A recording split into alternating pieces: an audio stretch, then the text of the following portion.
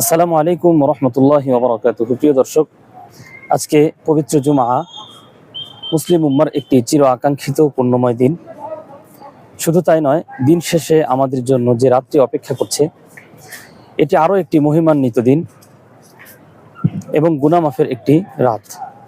আল্লাহ রাব্বুল আলামিন তার বান্দাদেরকে এই রাতে ক্ষমার ঘোষণা করেছেন, ভাগ্য নির্ধারণের কথা বলেছেন। শুধু তাই নয়, এই রাতে বান্দা যে দোয়া করবে সেই দোয়াই আল্লাহ তাআলার কাছে কবুল হবে। তবে দুই শ্রেণীর মানুষের দোয়া আল্লাহর কাছে কবুল হবে না। এরা যতই আমল করুক, সে আমল করেও যদি আল্লাহর কাছে হাত তুলে দোয়া করে, এই দোয়া আল্লাহর কাছে কবুল হবে না।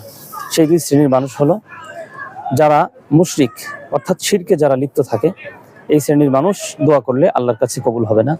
নাম্বার 2, যারা